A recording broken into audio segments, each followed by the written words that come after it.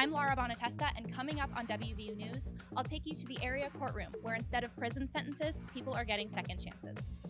I'm Sydney Wentz, and the FDA is making a major change to a life-saving drug. I'll have more on this story coming up next. I'm Aaron Dickens, and straight ahead on WVU News, a new bill signed by Governor Jim Justice could potentially solve a problem that West Virginia has been dealing with for years. Our Emmy Award-winning WVU News starts now.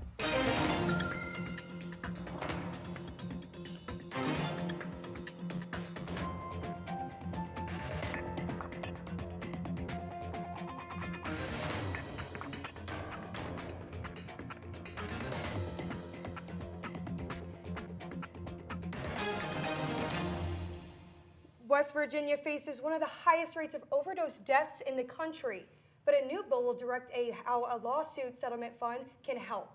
I'm Catherine Brook. And I'm Maggie Oliverio. An overdose reversing drug has saved nearly 27,000 lives, and now the federal government is making it even easier to access. And coming up, we'll celebrate people who are staying in long-term recovery. WVU News will have those stories and more on our special edition show, Addiction in America, an Ongoing Epidemic.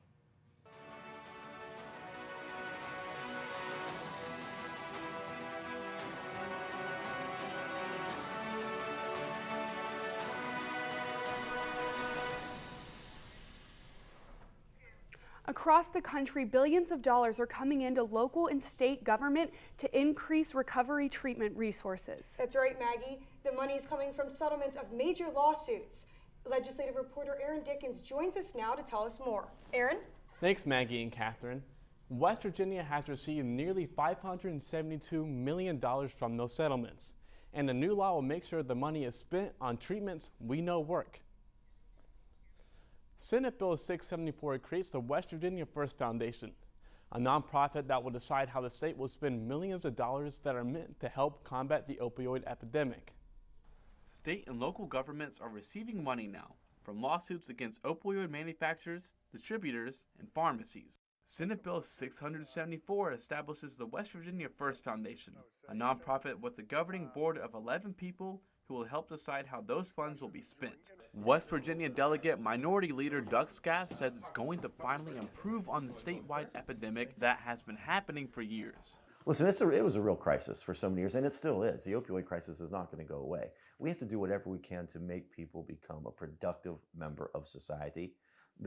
These settlements are just the beginning. This bill that was passed creates a board that establishes kind of the framework of how we're going to spend that money. But the cool part about this bill, it requires 6 different regions of the state to be covered. So you can't have like all the same people from the same part of the state sitting on this board. They have to come from the regions who have been devastated the most. The foundation will get 72.5% of the state's settlement funds, while the other 24.5% would go to local governments, and the remaining 3% will be held by the state in escrow. Attorney General Patrick Morrissey praised the new law and said, quote, "We will now have the groundwork desperately needed to facilitate the management of the state's and political subdivisions' nearly $1 billion in opioid settlements. These settlements will not bring back the lives lost from the opioid epidemic, but our hope is that the money would provide significant help to those affected the most." Unquote. All 55 counties have signed the foundation's memorandum, which gives hospitals, like the one you see here, more medical-assisted treatment for opioid overdoses. More than 1,400 West Virginians lost their lives to an opioid overdose last year, and has cost the state an estimated $8 billion. Senator Ryan Weld says he believes the board is committed to investing the money in solutions. How do you put a cost on the deaths that West Virginia has experienced? You can't. This, though, is meant in part to help those who want help recover from that, but also ensure that we can avert from a crisis like this in the future. The bill was signed into law on March 22nd at a ceremony at the state capitol. God bless all of you. Thank you. 5 of the board members will be appointed by Governor Justice and approved by the Senate, and another 6 will be appointed by local governments. Maggie, Catherine, back to you. Thanks, Aaron. The country saw more than 100,000 fatal overdoses in 2022. But the FDA has recently made a life-saving medication available over the counter in hopes of saving even more lives. Reporter Sydney Wentz explains. Naloxone is a medication administered as a nasal spray, and in March, the federal government approved its sale over the counter. Allie Rockline is a senior at WVU. Allie lost her father to an overdose her freshman year. My dad used it I believe around 8 times, and to me that even though he wasn't able to survive this disease, he was able to still have 2 years longer than he probably wouldn't have without Narcan. Naloxone is expected to be sold in grocery stores, pharmacies, gas stations, and even online retailers. Executive Director of West Virginia Sober Living, John Dower, says that Narcan being available over the counter is vital to keeping someone in overdose alive. So you're literally going to want to slightly tilt the person's head back, put it in one nostril, push the plunger, and wait the longest 2 to 5 minutes of your life to see if respiration starts to increase again. According to the CDC, 81.4% of deaths in the state last year were due to an overdose. But by this summer, naloxone will be available over the counter, making it easier and more affordable for anyone to stop an overdose. For those concerned about stepping up in an emergency situation, Rockline wants you to know this. Another thing about it too is it can't harm someone, so even if you're unsure if this is an opioid overdose, it won't harm the person if it's not. West Virginia Sober Living estimates that they annually distribute 10,000 naloxone doses to the Morgantown community as a part of their Save a Life Day efforts. Sydney Wentz, WVU News, Morgantown. On the West Virginia Sober Living website listed at the bottom of your screen, you can find more information about how to access naloxone and future trainings on how to use it. Groundbreaking clinical trials happening right here in West Virginia could mean a major advancement in the treatment of opioid addiction, Catherine. That's right, Maggie. The WVU Rockefeller Neuroscience Institute and WVU Medicine are conducting a first in the U.S. clinical trial that uses deep brain stimulation for treatment-resistant opioid use disorder. What you are watching here is groundbreaking. This brain surgery is the first of its kind to help people with addiction. Dr. James Mahoney works with patients participating in this groundbreaking clinical trial, but says recruiting patients with an opioid use disorder for such a serious treatment can be difficult. Of all aspects and what's going to be required of them, it is a very intensive study. It's brain surgery, so we need to make sure that they're very well informed and understand what they're getting into. This type of treatment is not just a simple visit to the doctor's office. As you can see here, the doctors are inside the patient's brain, implementing a Medtronic DPS device in the addiction and reward center of the brain. The procedure has enabled 3 out of 4 patients that underwent surgery find long-term recovery. Now doctors are recruiting 20 more participants. One of the things that we've learned is it's not just flipping the addiction switch. It's really meant to help individuals maintain success with the standard level of care. Studies found this treatment can make people with substance use disorders less likely to relapse and have a better quality of life. Clay Marsh, Executive Dean of Health Sciences, says it's one more way WVU is a leader in the addiction science space. So we are trying to pioneer treatments and new approaches, but we're also pioneering caring and making sure that people have access to high, degrees of training and education. The clinical trial at WVU was approved by the FDA, and now more hospitals across the country can offer similar treatments to help people find long-term recovery. Research shows this type of treatment can be used for more than just opioid use disorders. In the future, the procedure can lessen people's use of alcohol, nicotine, and cocaine. For more information about the DPS treatment at WVU, follow the link located at the bottom of your screen. 350,000, or 1 in 5 people who are incarcerated, are serving time for a drug-related offense. According to the Jail and Prison Opioid Project, an estimated 65% of people in prison have had a substance use disorder. Research shows the most effective treatment for a substance use disorder includes the use of FDA-approved medications. But one national study found that the vast majority of jails and prisons do not offer this vital medical care. That's why one court in the Mountain State is focusing on helping people find long-term recovery instead of going to prison. Laura Bonatesta, DataViz reporter, joins us from Studio B to tell us more. Laura?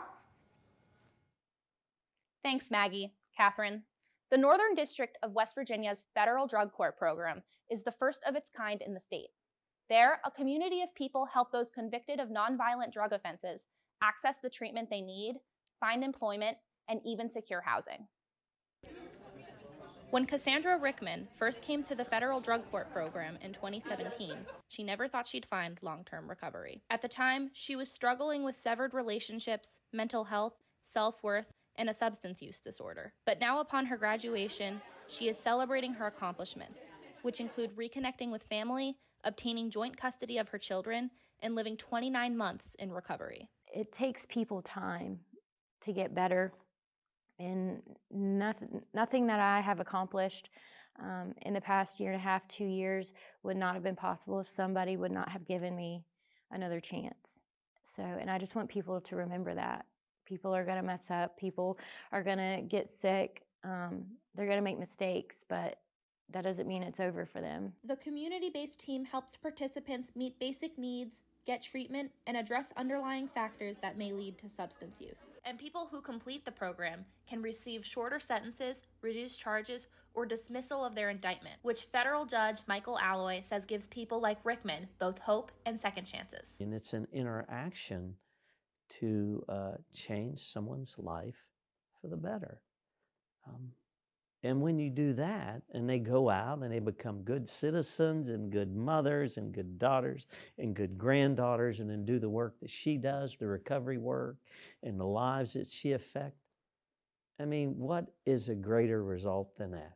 More than 25 people have graduated from Judge Alloy's program, and for some, it's marked the beginning of both long-term recovery and the chance to give back to their community. That's the case for Rickman, who now works as a peer recovery coach with WVU Medicine's Healthy Minds. It changes people's lives, and the community needs sick people to get better instead of punishing sick people, and sending them to prison. These people can recover, and they can become contributing members of society, and they can help someone else get better. And in the future, Rickman plans to purchase a home, spend more time with her family, and continue to work on her recovery. Recovery from addiction is possible. There are more than 25 million people in the U.S. in long-term recovery today. If you or someone you know is looking for treatment, call the free and confidential treatment referral hotline or visit the link at the bottom of your screen. Maggie, back to you at the Waterfront Studio. Thanks, Laura. Fentanyl is a synthetic opioid that is 100 times stronger than morphine. It's a medication that's prescribed in hospitals, but illicitly manufactured fentanyl, sometimes mixed with street drugs, can be fatal, and in 2020 resulting in the death of more than 53,000 Americans. Lauren Cole was one of them, but today her family has started a recovery center in her honor. Lauren Cole passed away due to a fentanyl poisoning in 2020. She'd been diagnosed with an opioid use disorder, but like so many people who have died in the U.S. due to an accidental overdose, Lauren didn't know she was being exposed to fentanyl. Mackenzie Marrara was one of Lauren's best friends. Everybody that knows Lauren said how hilarious she was. I have stories for days. She was just the funniest person, and she was just such a light. Anytime she was around, you were just smiling no matter what. Before she passed, Lauren told her dad, Mike Cole, it was her dream to create a place for those struggling. Cole was able to make his daughter's dream a reality and founded Lauren's Wish. The facility offers housing and access to individual and group counseling in rooms like this one. So far, Lauren's Wish has helped over 100 people in Morgantown. Lynn Murray is the program director and has been specializing in coaching in the field of addiction for 15 years. You do the support part. That is your job but understand this here, it's their walk. It's not your walk. It's theirs. Nobody else's but theirs. And as long as they do the right thing, it's a tough walk. It's a tough walk. But it can happen. Live an example. Cole says his Lauren was more than her disease, and so are the millions of other people who have a substance use disorder. And I think it's a stigma around it. People still aren't willing to talk about it, but reality is it's in 1 out of every 2.7 families, so we need to talk about it. And the rate that it's taking our youth, we're in jeopardy of losing a generation if we don't react quickly. Lauren's Wish opened in October, and their goal is to open several more centers across the state. If you or someone you know is struggling with a substance use disorder in Morgantown, you can contact Lauren's Wish at the number or link listed at the bottom of your screen.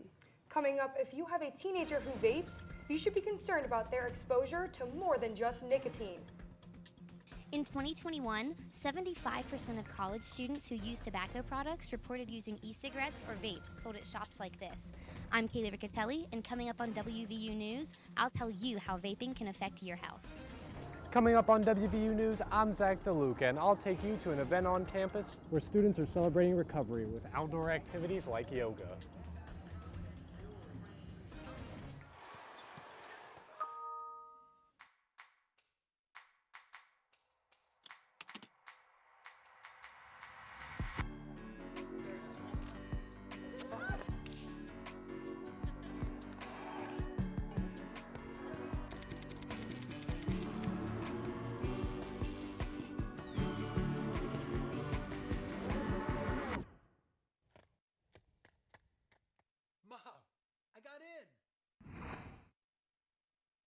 Catherine, along with New York and California, West Virginia is among several states cracking down on the illegal sales of e-cigarette products to young people. Maggie, vaping used to be marketed as a product that could help you quit smoking, but new research shows it could be just as harmful to your health. Social Square reporter Kaylee Riccatelli is here to tell us more. Kaylee? Thanks, Catherine. Maggie? Vaping among teenagers has grown by close to 2,000% in the U.S. since last year. In 2022, the most common reason given by middle and high schoolers as to why they started vaping was because a friend tried it. Caitlin Pearson, a WVU student, says she started vaping in high school because of the surrounding culture. It was more of like a social thing. Like, it was just, I was around it all the time and I just wanted to try it. Like, just everyone did it. While vaping at any age can be harmful, nicotine use before the age of 26 can affect brain development. Dr. Ron Stallings, an internal medicine doctor and former senator from Madison, West Virginia, says this can make young people more susceptible to addiction. The studies show that brains earlier than like 26 years old are certainly more apt to be addicted. There's the decision making, the risk benefit is just not there yet. Nicotine content and concentration of e-cigarette products can vary depending on brand. And a 2016 study showed that 51% of labels on e-cigarette products did not list the correct level of nicotine. This is a Vuse, a common e-cigarette device among teens and young adults. And according to Vuse's website, one Vuse pod can contain the same amount of nicotine as up to 20 cigarettes. But nicotine isn't the only ingredient you should be on the lookout for.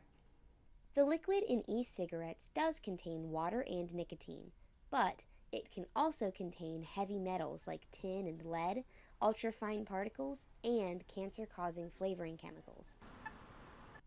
The state of West Virginia reached a $7.9 million settlement with Juul for unfair and deceptive advertising that was geared toward underage people and for lying about the nicotine content of their products.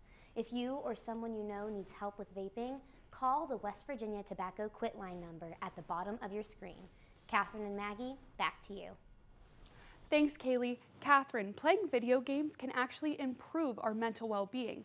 In fact, studies show it is an effective stress reliever for some. But too much of it could affect how your brain functions, turning into a less than healthy habit. Nate Height reports.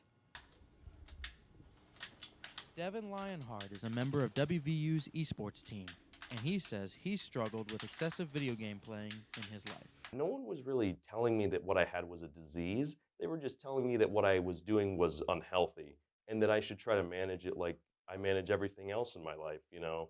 Video games are fun and they're great, but you really shouldn't, you know, just use it as an escape. Lionheart says he was using video games as a way to cope with his temper. And while he wasn't diagnosed with an addiction to playing video games, he says there was a time when he felt negative impacts. Researchers have estimated that video game addiction has affected between 1.7% and 10% of the U.S. population. But like many other addictions, there are ways to help. The Cleveland Clinic describes symptoms as poor performance at work or school, an inability to reduce time playing video games, or a need to spend more time to get the same satisfaction. Molly Robinson works in WVU's Department of Behavioral Medicine and Psychiatry. She says that behavioral addictions, like one with video games, can be helped like any other addiction.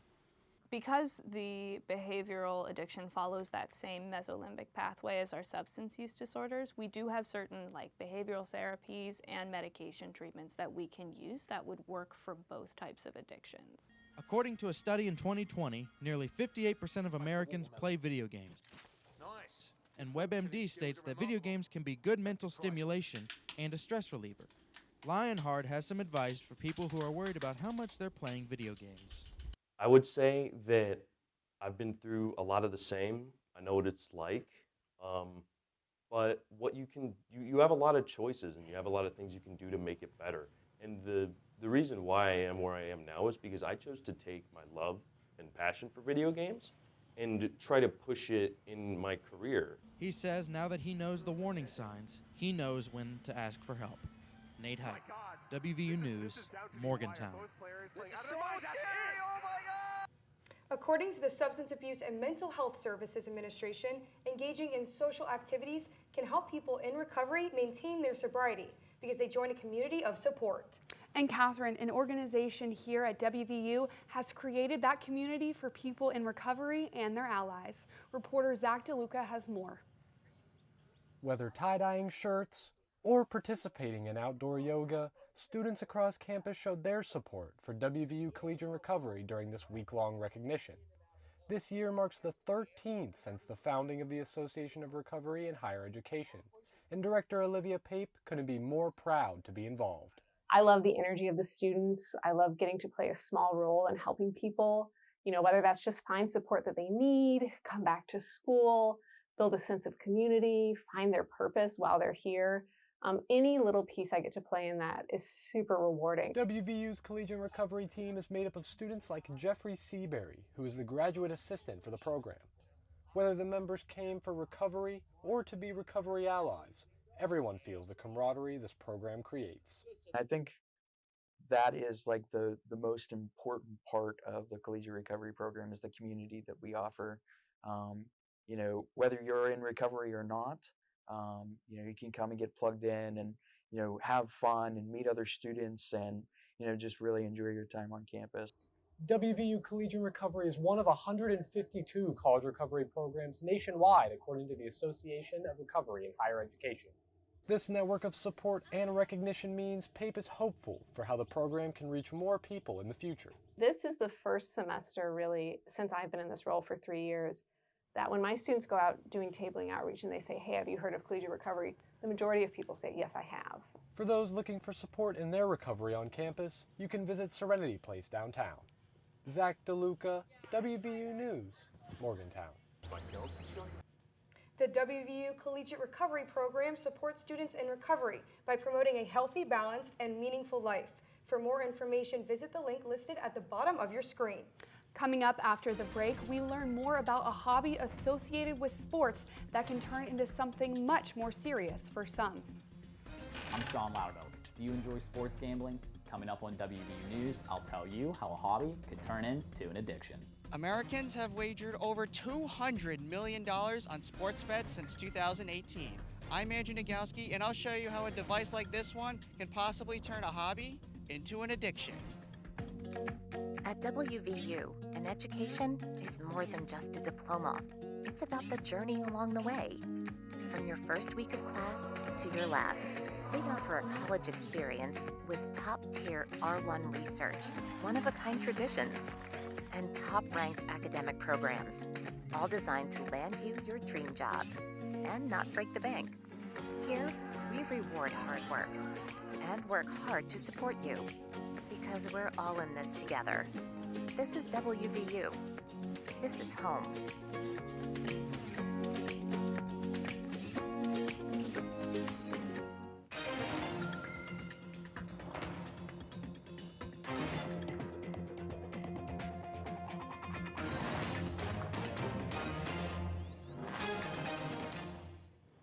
And 2018, the U.S. Supreme Court struck down a federal ban on sports betting, and since tens of millions of Americans have started regularly gambling on anything from NCAA basketball to PGA Tour matches. That's right, Maggie. More than 50 million Americans have bet on the outcome of the Super Bowl this year alone. But for people whose hobby becomes more than just a pastime, there are a few resources to help. Our sports reporters Sean Loudermilk and Andrew Nagowski are here with team coverage of sports betting in West Virginia. Thanks, Catherine. Maggie. West Virginia became the 5th state to legalize sports betting back in 2018, and since, 28 other states have joined it. That's right, Andrew. Retail, mobile, and online sports betting is all legal here in West Virginia, and it's generated more than $150 in revenue for the state. The legal age to gamble in West Virginia is 18, but because most sports betting takes place online, studies show 5% of young people ages 11 to 17 meet at least one criteria for a diagnosed sports betting addiction. But the risk is highest for men ages 18 to 24. I caught up with a few of the people in this at-risk group to learn more. You know what to do. Roughly 6% of college students who gamble develop a gambling problem. And in most states, prevention and treatment services, particularly for youth, are insufficiently funded or non-existent. Jacob Janowski, a graduate student at WVU, says that he believes students start betting for fun, but it can become much more. I think it's a thrilling thing. I mean, you're getting emotionally invested into something you may not otherwise be invested in, but since you put down money, it becomes something you might want to be invested in. Sports betting is one of the most frequently used forms of gambling for college students. Researchers say nearly 67% of all college students bet on sports, with 1 in 20 students meeting the criteria for compulsive gambling. Lauren DeLoe, a student athlete here at WVU, says that it's nearly impossible for students to escape advertisements promoting gambling. I think ads are definitely making college students gamble more. There are so many ads there, and they're specifically targeting college students because college students are young and they're susceptible.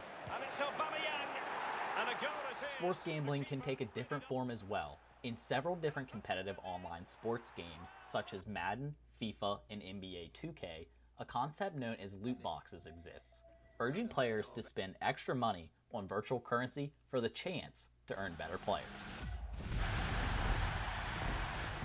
Players can spend their virtual currency on packs, similar to real-life trading cards. Like they say, life is like a box of chocolates, you never know what you're going to get. And the same applies here. The odds to get some of the best players in these games can be as low as 1%. A report from the Gambling Commission discovered that 13% of teenagers from ages 11 to 16 had played these types of video games online, with 31% of them purchasing these loot boxes. A 2018 survey of over 7,000 gamers found that the more money somebody spent on these loot boxes, the higher their likelihood to become a problem gambler. But how do you know when sports betting transitions from a hobby to an addiction? Our team coverage continues by learning more about the disease and its warning signs. Roughly 6.6 million people have a gambling addiction. That means they can't stop despite the negative consequences. Dr. Maria Shakasova, a behavioral neuroscientist at the WVU Department of Psychology, says there are several warning signs.